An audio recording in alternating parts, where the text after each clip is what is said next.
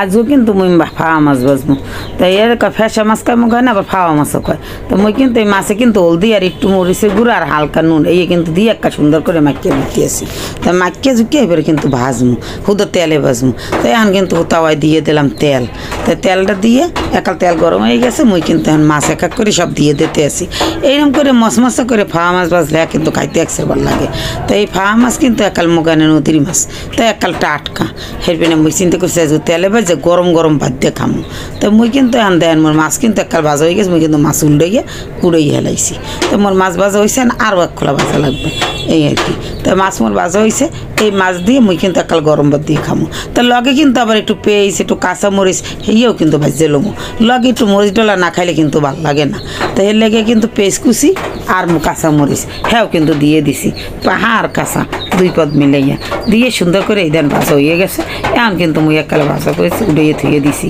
তা পেঁয়াজ মরিচ ভাজলে লগে হয় কি বাট্টা মাখলে খাইতে একটা অন্য রকমের স্বাদ লাগে তাই এই রকমের যারা খাইছেন হেরা তো জানেন যারা না খাইছেন হেরা তো আর জানেন না তো মোর দ্বারা কিন্তু এই রকমের খাইতে ভালোই লাগে কাঁচা মরিচ ডললে লইলে আর পেস্টে লইলে খাইতে অনেক ভালো লাগে তো গরম গরম ভাত হেয়ে কিন্তু মুই লইয়ে লইছি তার ওই মরিচ কিন্তু একটু ডললে লইতে আসি এই মরিচ ডলা আর ওই গরম ভাত একটু করে মাছ ও খাইতে কিন্তু এককালে অন্য রকমের একটা স্বাদ তো গরম ভাত হইতে হইবে বন্ধুরা গরম ভাতে বেশি ভালো লাগে তা মুই কিন্তু এই দেখেন এই কাঁচামরিচ কিন্তু ডলে লইছি সেই ভাত কিন্তু আমি খাইতে আসি আর এক কামড় করে মাছ খাইতে কিন্তু সেই মজা হইছিলে